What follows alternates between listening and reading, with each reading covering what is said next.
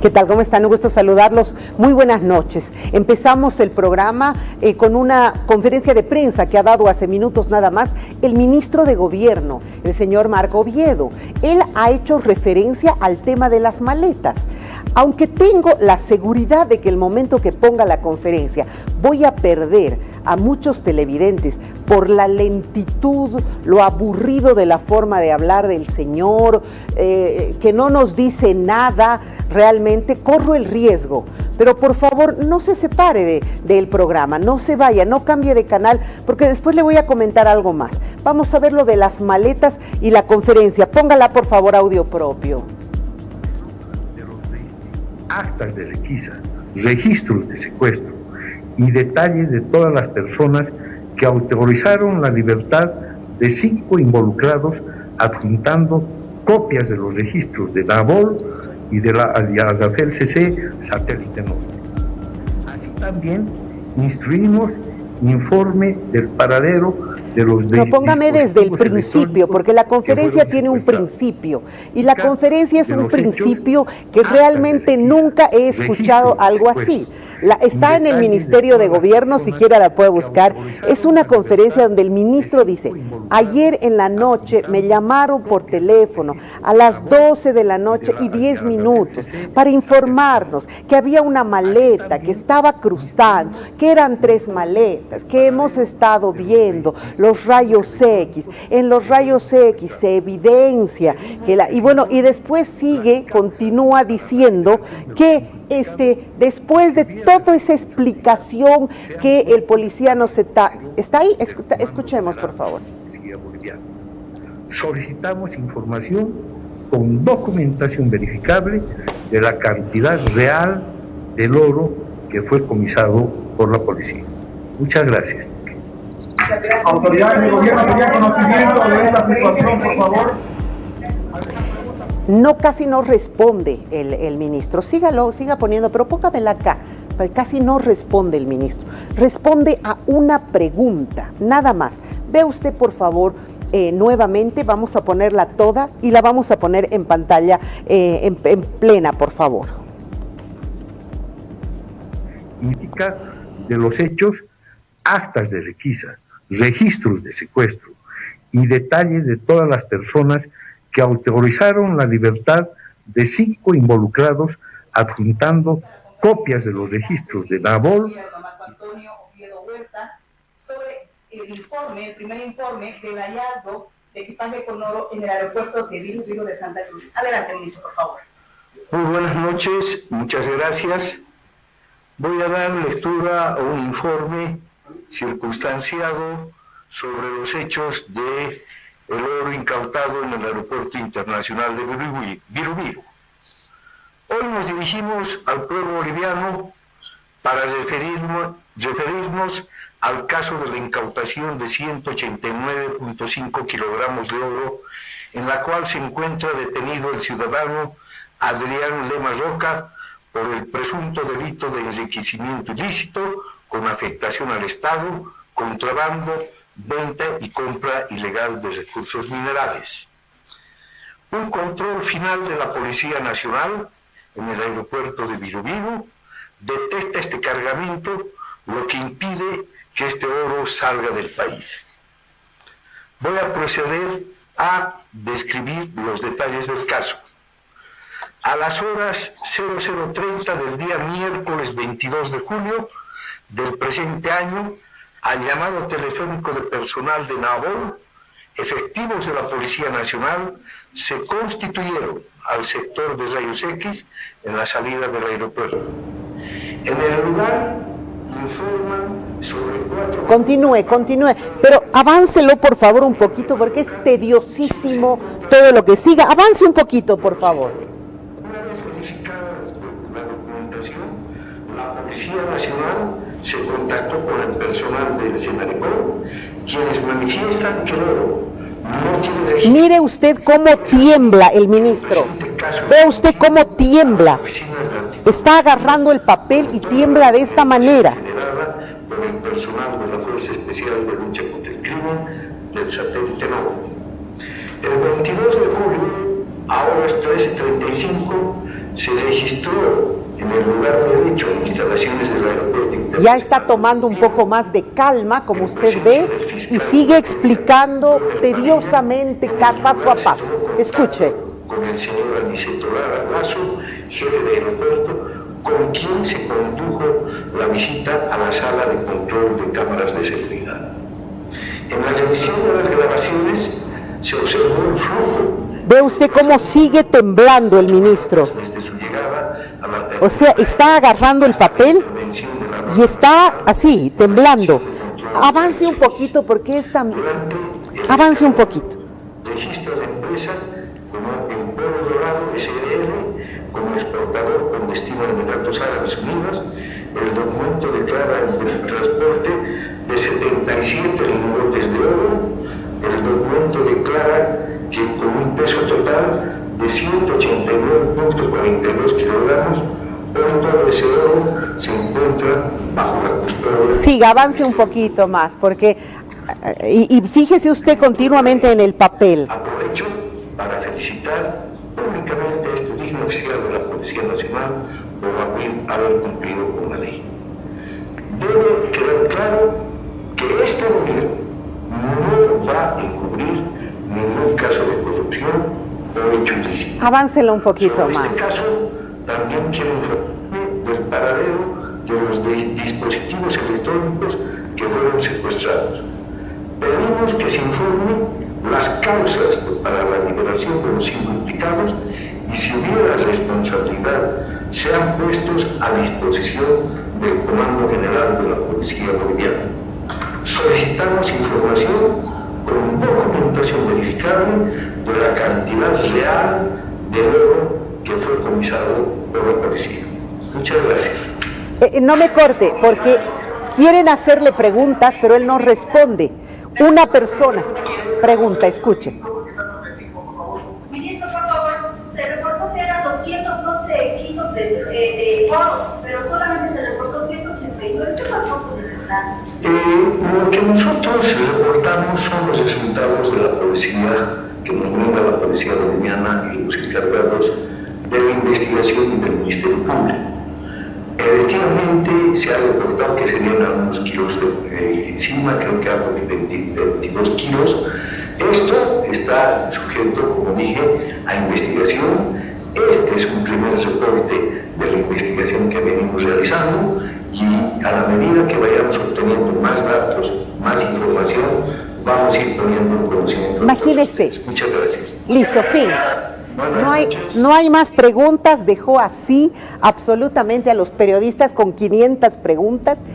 Ese es el informe del ministro de Gobierno sobre una cantidad loca de oro que estaba saliendo en maletas. Tan nervioso que se lo ve así, con el papel temblando, y usted puede entrar al Ministerio de Gobierno. Esta es la página del Ministerio de Gobierno y ahí está completa la conferencia de prensa. ¿Qué nos dice el señor ministro de Gobierno? Una cronología, pero así de lo más modo abuelita, ¿no? He entrado con mi pie derecho, luego le he dicho hola, no le he dicho hola, le he dicho buen día. Ese estilo, ¿no? Se ha explicado cómo ha sido, quién lo... Y lo que más me llama la atención es que he dado la orden de que se investigue, he dado la orden de que se pregunte a quiénes, bien Jorge, a quiénes les han, qué color era la maleta, he dado la orden para saber si la maleta era boliviana o extranjera, he dado la orden de que, por favor, es decir, es usted el ministro de Gobierno, tiene a toda la policía a su disposición. Usted debería estar dándonos aquí un cuadro. Búsqueme alguna de las conferencias de prensa que daba este muchacho, que era un niño, el ministro de Gobierno, que era Castillo. A ver, muéstreme, hágame recuerdo cómo era una de las conferencias de prensa de ese joven que estaba haciendo sus primeras armas en derecho. Ahí está. Mire usted cómo daba la conferencia de prensa este muchacho. A diferencia de don Marco Oviedo, que tiene 500 años de experiencia, este muchacho habrá tenido 3. Retroceda, qué bien que ha encontrado. Póngamela desde el principio, veremos cómo eran las conferencias y a lo que nos han mal acostumbrado. Escuche. Este esta identidad nunca fue buscada por ningún organismo internacional ni por ningún país de la región. Las únicas identidades buscadas por Interpol y organismos especializados era la de nacionalidad uruguaya. A ver, pare ahí, páremelo, pare. No, antes. Párelo. ¿Qué vemos aquí? Y no es que el gobierno pasado era una vergüenza, nadie lo puede negar. Pero acuérdese usted de esto, no, retrocédelo un poquito. Este joven presentaba ya todos los resultados casi de la investigación. Tenía un esquema bien con fotografías, imágenes, involucrados cuando habían casos de droga. Él colocaba las fotos de los involucrados. Me acuerdo que inclusive Johnny Aguilera tenía esa metodología, muy escrupulosa, muy estructurada.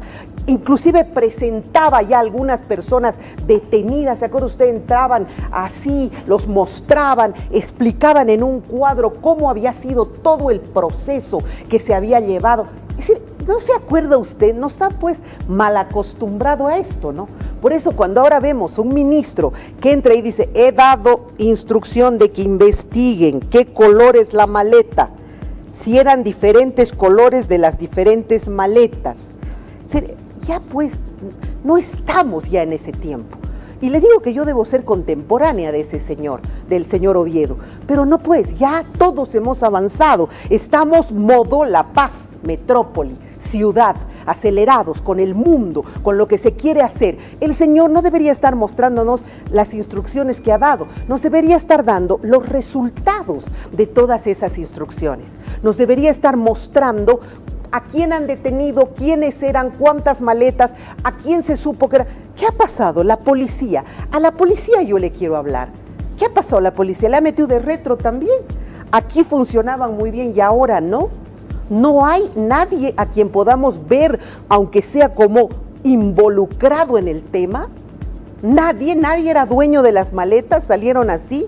Esa aeronave privada, es decir, no había un piloto, aunque sea de esa aeronave. Nos han mal acostumbrado a esta estructura de velocidad, de sistematización, de imágenes, fotos, gente, detenidos. Si por lo menos nos daba la sensación, ¿no?, de que lo estaban haciendo. Oiga, yo sé que no lo van a investigar, pero aunque sea disimulen, pues señores, háganos creer que están investigando como lo hacían aquí, nos hacían creer que estaban investigando, pero por lo menos ser un poco más honorable. Muéstreme un poquito más, mire cómo explicaba. Que corresponde al nombre de Sebastián Enrique Marcet Póngalo. Cabrera, y la de Gabriel de Sousa Beumer, señor de seguridad, y en el caso de Bolivia, el ministro de gobierno.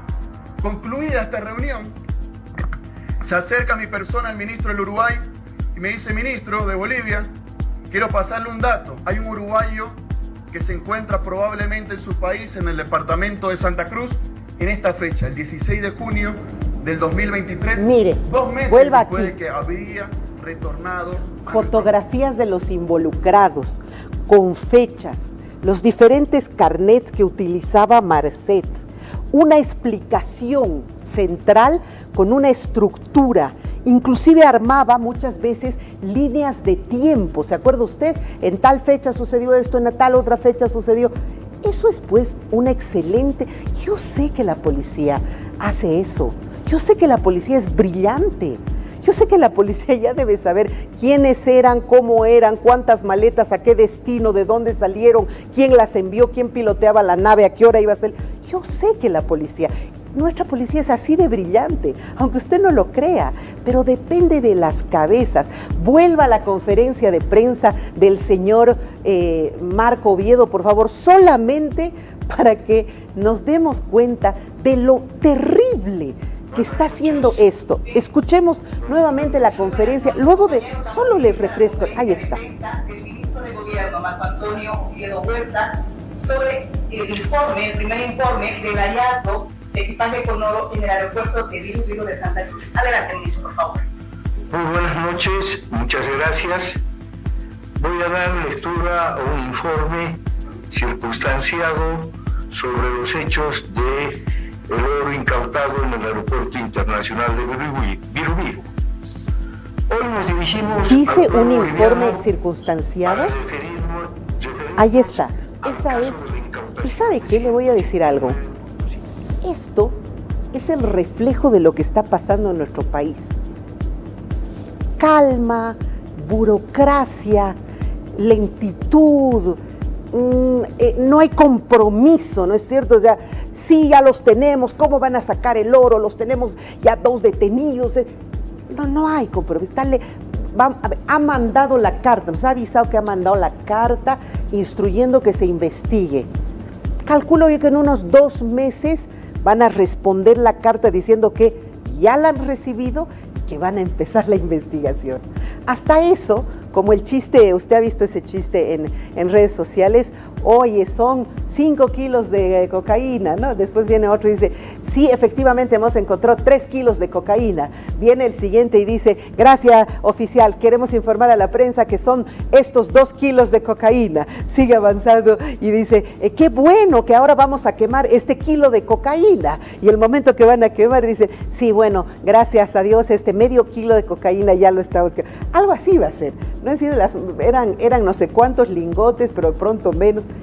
Le digo de verdad, yo no sé, estamos en un tedio que nos sorprende.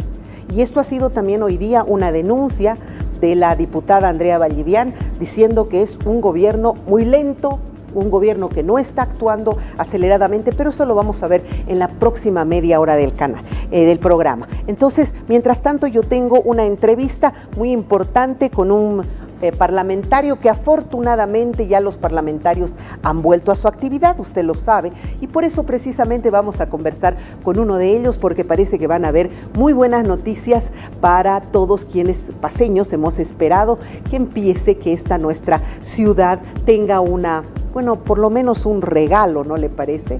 Así que permítame hacer una pausa, que enseguida regresamos.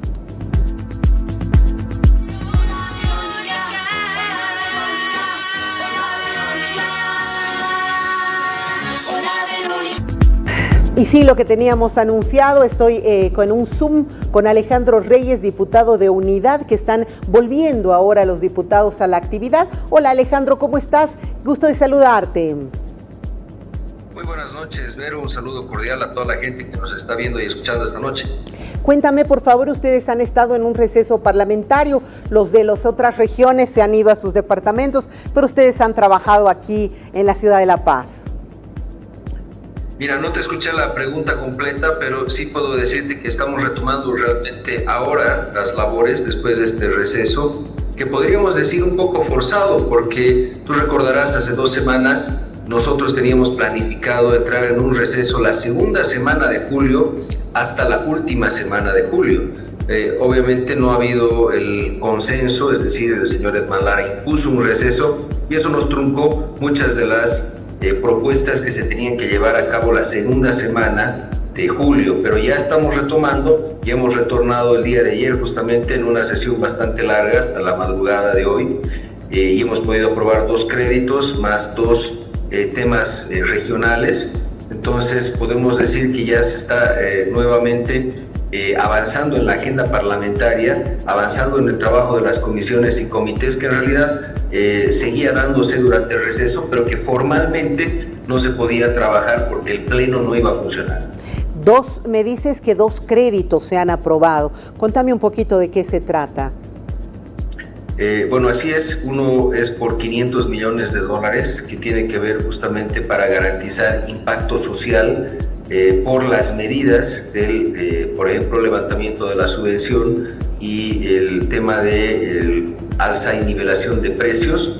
Es para apoyar justamente la renta dignidad, para que se cumpla y se pueda cumplir con el bono y $40 millones, que era un crédito también que venía desde el 2024 para poder concluir con la labor del INRA, de titulación de tierras, de saneamiento de tierras, de revisión de procesos. Entonces eso va a permitir darle al INRA en este momento de crisis, por supuesto, una mejor posibilidad de trabajo, porque realmente no tenía recursos y ciertamente hoy, y eso lo pidieron los parlamentarios, se tiene que hacer un diagnóstico primero de lo que ha sucedido en estos últimos 20 años con respecto a la tierra y segundo, una reestructuración importante del INRA. interesante esto de los 40 millones. Lo que más me preocupa es lo de los 500, porque nos estamos prestando dinero para pagar gasto público, ¿no? Mira, yo creo que estos 500 millones de dólares, que justamente lo explicábamos ayer, tiene primero la concepción social, porque hay medidas económicas. Y esto no puede darse como se daba, por ejemplo, en los ajustes estructurales de los años 80 y 90, donde te hacía el ajuste y bueno, la sociedad tiene que aguantar como sea, y especialmente los más vulnerables pagan el costo con mayor frecuencia en estos ajustes. Yo creo que la visión hoy del gobierno es ir ajustando la economía, ir reordenando la economía, pero mitigar los impactos negativos en justamente los que menos tienen. Entonces, el tema de la renta dignidad se tiene que mantener, es justamente un sector muy importante de la población, que es la tercera edad, que es muy vulnerable y que por supuesto ante los impactos de la crisis económica no puede seguir sufriendo más. Eso por un lado. Por otro lado, como te decía, los 40 millones deben garantizar este tema de tierras, que es una prioridad nacional en este punto. Interesante, porque además se mueve el mercado, ¿no es cierto? Cuando entra dinero, mueve el mercado, mueve la economía, de alguna manera también se la activa. Sí, tiene la concepción de activación, de reactivación económica, pero también busca mantener un cierto nivel de reservas internacionales. ¿En qué sentido? El ministro de Economía hace un par de días decía que teníamos 750 millones de dólares en reservas de divisas. Algo que es bastante positivo, porque hace unos 3 meses atrás se habían cumplido con algunos compromisos internacionales, teníamos muy poca cantidad de reservas. Entonces, si se le puede ir garantizando un flujo a las reservas, por supuesto también cumple el rol de mitigar el impacto del alza del dólar y también cumplir con compromisos como por ejemplo la compra de la gasolina. Pero en todo caso, todo esto previo a que se logre un fondo de estabilización, que es lo que entiendo yo se está buscando con el FMI. Sí, y que probablemente, como ha dicho el presidente, en próximos días nos va a dar la sorpresa de que ya se está aprobando y que va a llegar dinero de afuera en grandes cantidades y que eso va realmente a movilizar nuevamente nuestra economía, ¿no?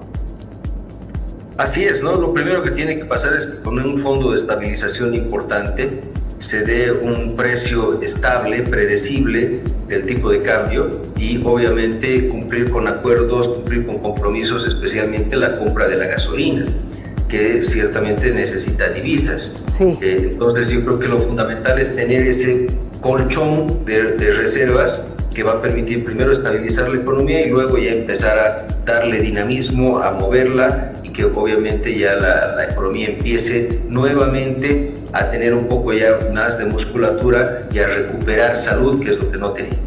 Teníamos que poner primero bien la casa, regular el dólar y algunas otras medidas para poder ir con esa cara lavada al Fondo Monetario, ¿cierto? Mira, lo primero que hay que decir es que hay que desmitificar las condiciones del fondo, ¿no? Antes, por supuesto, en los 80s y 90s, y por eso mencionábamos un poco los ajustes de los 80s, ciertamente el fondo tenía pues una cara un poco más inflexible, ¿no? más dura.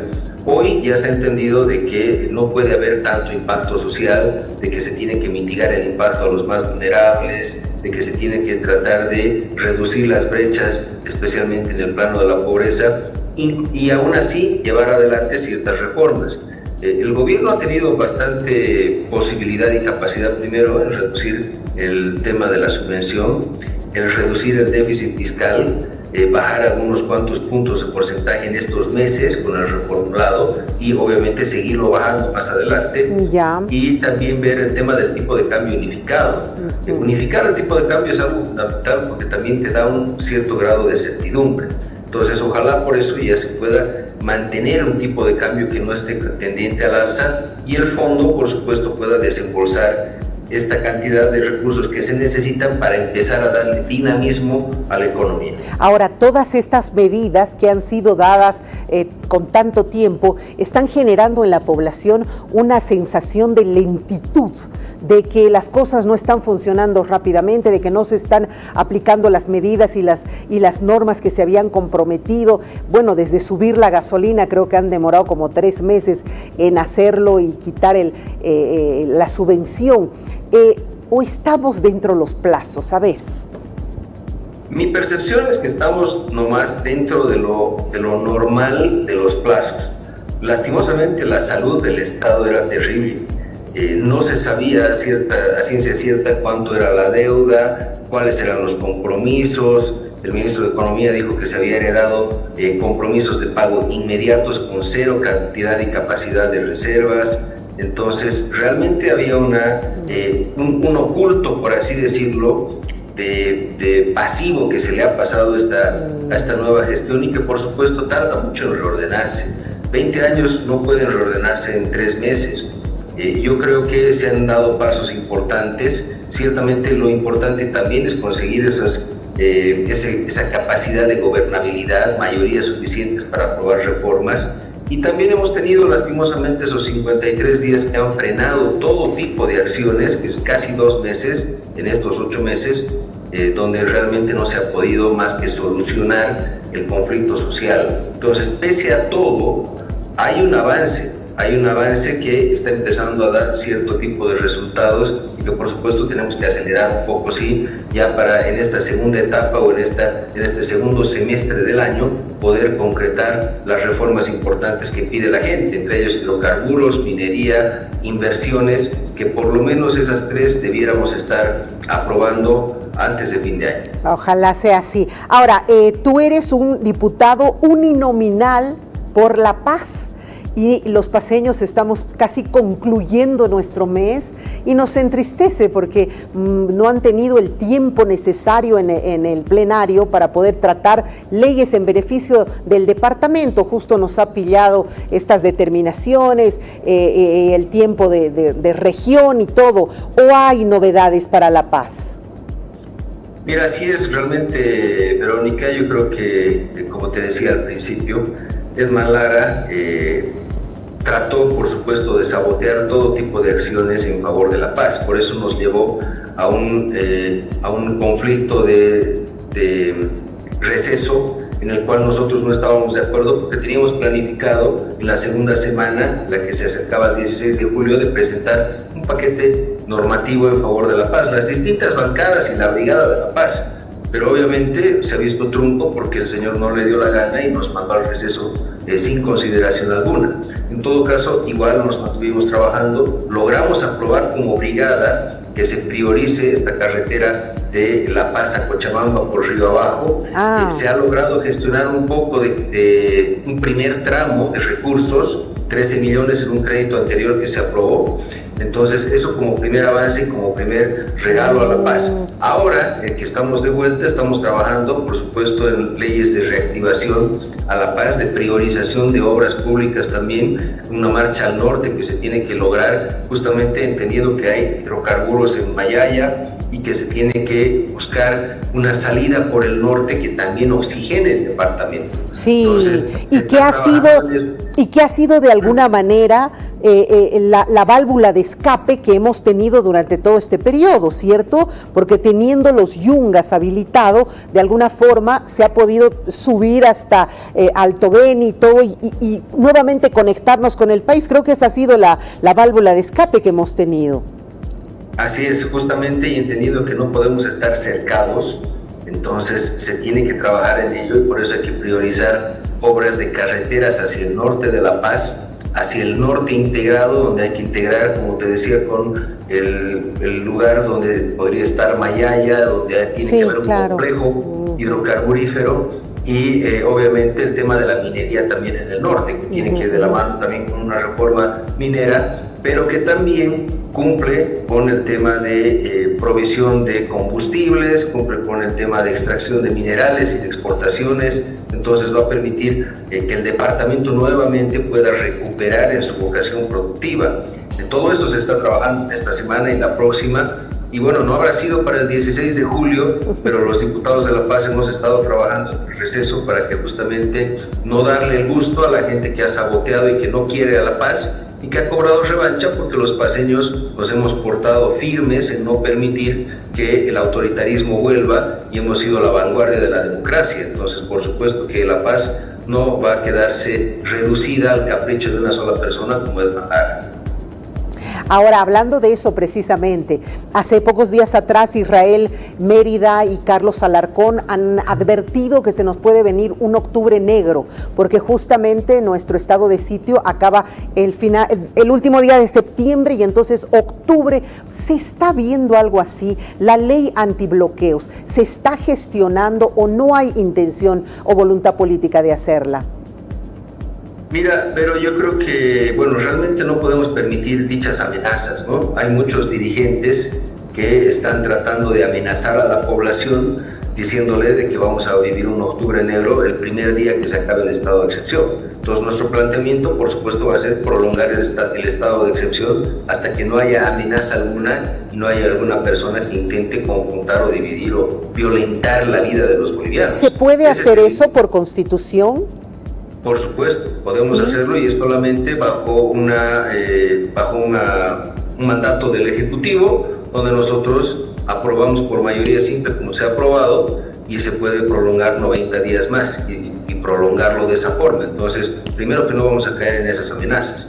Y segundo, por supuesto que se necesita trabajar en leyes de seguridad nacional. La ley antibloqueos es una necesidad, lastimosamente está trancada en la Comisión de Justicia Plural bajo cualquier justificativo que no es comprensible, pero en todo caso, más allá de eso, también hay que fortalecer a las fuerzas del orden.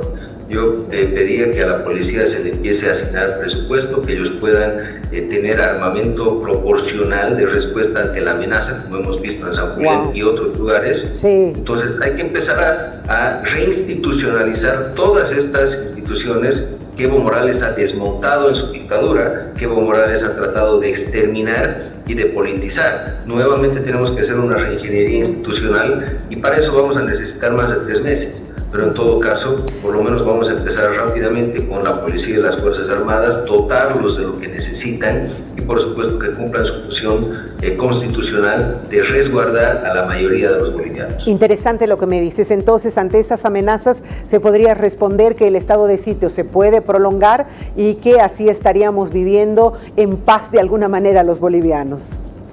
Así es, y ese es el objetivo del estado de excepción. Si hay una amenaza interna, como estos dirigentes que creen que van a amenazar a la población, entonces por supuesto cumple el objetivo, garantizar los derechos de la mayoría de las personas y por supuesto castigar a quienes están intentando amenazar a la población. Paralelamente, ¿tú tienes conocimientos si se están haciendo negociaciones o acercamientos con estas fuerzas que han sido nuestros verdaderos verdugos? Bueno, yo entiendo que hay algunas fuerzas que sí se han acercado. Entiendo que ha habido una renovación de dirigencia también en algunos, por ejemplo, maestros en la Tupacatari. Sí. Y obviamente hay una gran base que tampoco va a querer ingresar en el conflicto, pero nunca puedes terminar de sacar a estos dirigentes que primero reciben financiamiento irregular y luego tienen la lógica de subsistencia propia, es decir, ellos han vivido justamente de todos los recursos que les ha dado el Estado, han tenido muchos dádivas y prebendas, por lo tanto es difícil para ellos concebir la vida de otra forma. Entonces están también ellos tratando de volver al poder para en esta forma seguir extorsionando a la población y eso es inadmisible. Entonces por eso creo yo que también debe haber procesos y tienen que estar tras las rejas los responsables. Empezando por Argollo, Vicente Salazar, Nilton Condori, ellos que han promovido la violencia tienen que estar tras las rejas para que sea una lección aprendida de estos movimientos sociales de que ellos ya no pueden imponerse por la fuerza siendo una minoría, porque claramente lo son. Si hubieran sido mayoría, por supuesto hubieran podido irradiar con su consigna a la mayoría de la población, caso que no ha pasado, por supuesto no va a pasar. Sí, porque si nosotros, o sea, cuando estábamos en el momento, estábamos desesperados, pensábamos que ya se debería hacer algo, que cómo nos estamos atrasando, pero viéndolo en el tiempo y analizándolo en la distancia, nos damos cuenta que les hemos dado una lección, ¿no? Que ya no es pues la época de Tupacatari, que ahora existen vuelos, que ahora existen 1000 opciones para podernos seguir alimentando, ya no puede existir ese cerco, ya estamos en otras épocas y creo que de alguna manera los 53 días que hemos padecido alguna enseñanza les habrán dejado de que ya no es tan fácil destruir a una ciudad o cercarla. Y lo más importante, Vero, también, ¿no? Entender quiénes son mayoría ahora. Ellos dicen ser mayoría, ellos dicen que tienen la capacidad y son los únicos mandados a gobernar, pero eso es falso. Está comprobado de que son una minoría organizada y financiada irregularmente, pero son una minoría. Y por eso no han podido irradiar al resto del país con su consigna, ni siquiera a la propia La Paz, ni al Alto, ni a La Paz, ni a los otros municipios. Ya somos Entonces, gente que trabaja. Claro, sí. El país ha cambiado muchísimo, no se han dado cuenta. Yo siempre digo, y lo dije como lección a Evo Morales, de que Evo Morales fraguó 2 censos donde él mismo se creyó su mentira. Pensó que Bolivia seguía siendo la misma Bolivia del 2006 y por el censo y por los datos estadísticos que él mismo se creyó su mentira, no se dio cuenta que el país creció de otra forma, que hay un bono demográfico diferente y que por supuesto sus consignas no han calado en la mayoría de la población y no lo van a hacer. Entonces yo creo que por eso también ellos están equivocados en las formas y equivocados en su lectura de la realidad. Ya con el 21F se lo dijimos, ¿no? Y después se lo recalcó varias veces. Gracias, Alejandro, un gusto saludarte. Gracias por ese informe un poco a nuestra población que quiere saber qué están haciendo sus diputados. Un abrazo, mil gracias.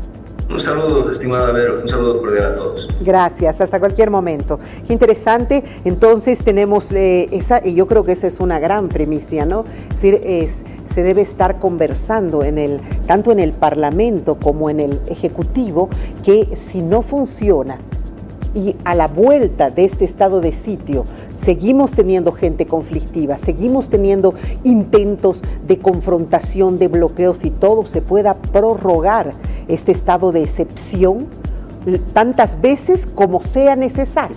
Imagínese usted qué interesante. No, déjeme hacer una pausa y luego quiero mostrarle, por favor, si me acompaña Oscar, una cronología de lo que se está viviendo con Samuel Doria Medina y su partido, que estaba en coalición con el actual gobierno, pero que parece que ya no lo va a estar más. Les voy a presentar una cronología con videos hasta el momento de hoy, donde parece que ya se acabó todo entre Samuel y nuestro presidente, don Rodrigo Paz. Una pausa, ya volvemos.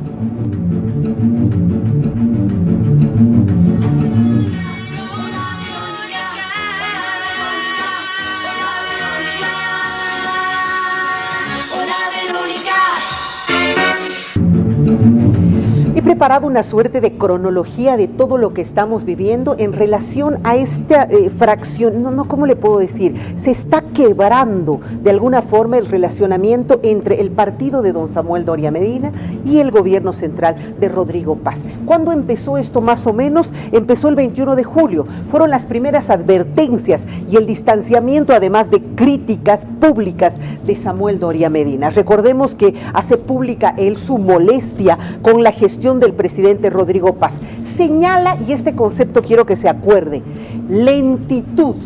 Lo mismo que yo reclamaba hace un ratito al ministro de Gobierno, lentitud, eso es lo que reclama, pero además falta de reformas estructurales y presuntos actos de corrupción. Estas eran las denuncias que hacía.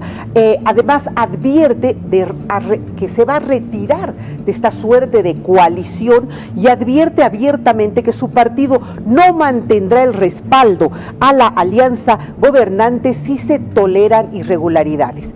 Si sigue la corrupción, desde luego que no vamos a apoyar, no vamos a ser cómplices de la corrupción. Eso decía don Samuel Doria Medina. Vamos a la siguiente diapositiva, por favor. Adelante. ¿Qué pasó el 22 de julio? La escalada del conflicto creció y hay ya una respuesta del Ejecutivo. Se vienen salidas de funcionarios, recordará usted, algún funcionario como por ejemplo, unos días antes, la ministra de Turismo, que es una persona muy allegada a don Samuel Doria Medina, se retiró y eso fue una alarma a todas luces, que dijimos, caramba, se está yendo la gente de Samuel. ¿Y qué dice luego? Dice, Doria Medina afirma que ministros claves como José Luis Lupo están de salida. salida. Imagínese esto, debido a las fricciones internas. La respuesta de Rodrigo Paz, del presidente, era la importancia de las discrepancias, y él defiende la reestructuración de su gabinete negando una crisis. Tengo ese material, tengo esa nota que he pedido a nuestro departamento de prensa que me mande la nota donde Samuel se refiere a Lupo. Vamos a verla, por favor. Claramente, o sea, Lupo está de salida. Será hoy día, será mañana, será pasado, pero Lupo ya está de salida. Nosotros, cuando nos enteramos que el presidente lo llamó y le pidió que sea su ministro de la presidencia, bueno, claramente le dijimos que había que contribuir al país y que nosotros teníamos un plan muy claro y que el presidente le había ofrecido que como ministro de la presidencia iba a ser una especie de gerente general del gabinete, del gobierno. Pero ya cuando se ha desempeñado el proceso, no ha sido así, no ha sido así. Yo he comentado de que en el mes de mayo, cuando comienza el conflicto, el presidente organiza un gabinete de crisis y curiosamente no estaba Lupo en ese gabinete. Después yo creo que se dieron cuenta, un mes después se dieron cuenta del error, que Lupo era el único que tenía amplia experiencia en gobierno, había estado en tantos gobiernos, y lo llaman y tiene un rol muy importante en el diálogo, en el decreto de estado de excepción y todo lo demás. Pero inicialmente lo apartan. Y muchas cosas que Lupo ha tratado de hacer han sido frenadas, ¿no es verdad? Entonces, Lupo está y no está, ¿no es verdad? Porque si hubiera tenido toda la confianza y respaldo del presidente, esto hubiera tenido otro ritmo, hubiera sido distinto, pero no. El presidente tiene grupos de confianza donde Lupo no encaja, ¿no es verdad? Entonces, desde ese punto de vista, yo veo... ¡Wow! El presidente tiene grupos de confianza donde Lupo no encaja y Lupo ya está de salida. Palabras pero absolutamente claras de don Samuel Doria Medina. A esto el presidente le ha respondido, le ha restado importancia al tema, pero además ha sido duro, porque ha dicho claramente: el que quiere ayudar, ayuda. Bolivia necesita de todo sin poner intereses personales por encima del país. De alguna manera lo está acusando a Samuel de que tiene intereses personales. Estas fueron las palabras del presidente de nuestro Estado-nación plurinacional en relación a las declaraciones de Samuel Doria Medina. Vamos a verlas. No soy yo para opinar la voluntad o sus criterios. Yo creo que Bolivia necesita de todos. Y ahí viene lo más importante. Es un momento de ponerle el hombro a Bolivia. Vienen las leyes, que potenciará a las regiones, que potenciará las economías regionales. Y el que quiera ayudar, ayuda. Y eso es en el Parlamento, y eso es con las autoridades electas. Respeto a lo que diga el señor Samuel, pero es la orden de ponerse en función del país y no de intereses. Wow, no de intereses personales, es muy claro. Pero obviamente recordemos que Samuel hizo otras también alocuciones y otras muy claras críticas contra su propio encargado de economía. Recordemos que Gabriel Espinosa era parte del equipo de Samuel Doria Medina, pero él hace muy fuertes declaraciones en relación a las capacidades del actual ministro de Economía, don Gabriel Espinosa. Veamos, por favor. Él es un buen economista, pero no tiene experiencia.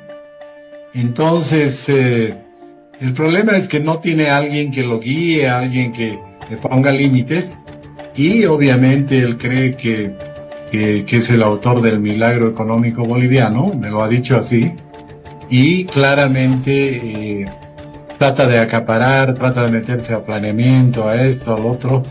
Y claro, y como el presidente no conoce la economía, le delega demasiado en mi criterio.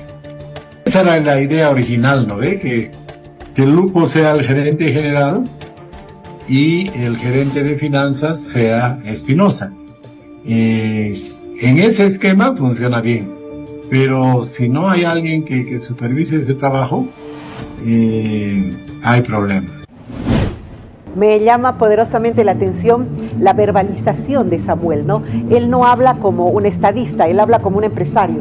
Entonces no dice tiene que ser el ministro y luego el otro ministro, no, él dice el gerente general tiene que ser Lupo y el gerente de finanzas tiene que ser Gabriel. No, pero no, pues no estamos en una empresa. Él de todas maneras lo mira de esa manera y como empresario me imagino que ha estructurado su presencia en el gobierno de esa manera, con esos márgenes, ¿no? Pero hoy día sí que, le digo, explotó la bomba porque la diputada de Unidad, precisamente, Andrea Vallivian, ha anunciado que ya es definitiva la ruptura. Recordemos que hubo una réplica de Doria Medina horas después de que habló el presidente y le dijo también: los gobernantes no saben admitir ni corregir sus errores, prefieren desprestigiar a quienes se los muestran.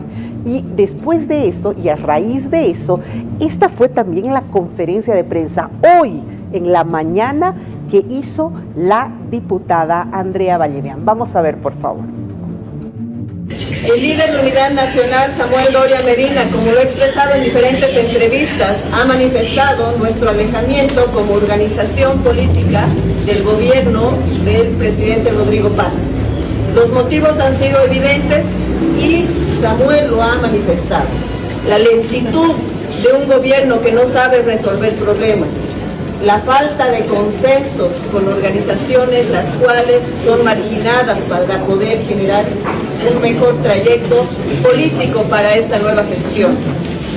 Es evidente que con este alejamiento vamos a seguir de igual forma trabajando como oposición de forma propositiva para que nuestro país cambie, porque eso es lo que pide y demanda el pueblo boliviano. Ser oposición constructiva es construir ideas para que Bolivia salga adelante. Esa es la idea de generar una gobernabilidad. Esa es la idea de ser diputado y senador que viene del territorio para poder cambiar este país. El ser propositivo es generar resultados, no es lograr ataques sin resultados. Lo que pide hoy la población es resultados. Alejamiento definitivo. ¡Wow! ¡Qué fuerte! Mi pregunta es, ¿por qué ella y no Samuel? ¿Por qué no es Samuel el que se sienta y dice, a ver, en una conferencia de prensa con todos sus parlamentarios, y dice, no, hemos decidido ya alejarnos de esta coalición de alguna manera que hemos hecho con el gobierno? Él podía haberlo dicho de esa manera, ¿no le parece? Hacer en una conferencia de prensa. He hablado con Samuel hoy, le he consultado si podíamos hacer un Zoom, me ha dicho que se encuentra en Santa Cruz y que justamente a esta hora él está teniendo una actividad de recaudación de recursos para niños con cáncer, lo cual he saludado y he aplaudido absolutamente y he comprendido por qué no puede él estar en este momento con nosotros, pero lo he comprendido de esa manera. Sin embargo, a mí un pajarito me ha contado que este fin de semana don Samuel y Rodrigo Paz tienen una reunión. En esa reunión probablemente hagan sana, se abuenen, ¿no es cierto? Y se continúe adelante. Tal vez por eso, porque no es una ruptura absoluta, porque no es una ruptura definitiva, sino un alejamiento, es que no ha sido Samuel quien se ha sentado en una conferencia de prensa, como corresponde a un partido político bien estructurado, porque el partido político de Samuel es uno de los pocos, si no es el único, bien estructurado, ¿no? Con cabeza, con estructura media, con estructura de base, con base social, y lo que correspondería, si va a ser un anuncio tan fuerte, no mandarla a la diputada, sino hacerlo él. Vamos a ver nuevamente lo de la diputada y vamos a escucharlo, por favor. El líder de Unidad Nacional, Samuel Doria Medina, como lo ha expresado en diferentes entrevistas, ha manifestado nuestro alejamiento como organización política del gobierno del presidente Rodrigo Paz. Los motivos han sido evidentes y Samuel lo ha manifestado. La lentitud de un gobierno que no sabe resolver problemas, la falta de consensos con organizaciones las cuales son marginadas para poder generar un mejor trayecto político para esta nueva gestión. Es evidente que con este alejamiento... Ahí está. He hablado también con Andrea, le he pedido que hagamos una entrevista hoy en la noche. Me dijo, ya he hecho las declaraciones que tendría que hacer. Estoy aprovechando estos días que son los últimos de las vacaciones de mi hijita, pero yo lo que he declarado, eso es lo que tenía que declarar. Y ahí me dijo la próxima semana, si quieres, en fin. Entonces reitero, no vaya a ser que este fin de semana, donde Rodrigo y Samuel tienen una reunión, que a caramba se abuenen y continúen todo adelante como si nada. Por lo pronto, todavía existe gente de Samuel en el gobierno. Lupo se mantiene. Y si Samuel ha dicho ya está de salida, puede que esté de salida. Gabriel se mantiene como ministro. No creo que si Samuel se va y todos se van, se va toda la estructura, Gabriel Espinosa, el ministro de Economía, se vaya también. Yo creo que él tiene muy claro lo que tiene que hacer, está marcado en sus tiempos y claro, retirarse sería desbaratar todo aquello. Interesante lo que estamos viendo, veremos qué va a pasar el lunes. Por lo pronto usted y yo nos vamos a encontrar mañana todavía, pero mañana como siempre es un programa de diosas para hablar con mujeres maravillosas. Los espero mañana a la hora de costumbre. Gracias por la sintonía. Hasta entonces.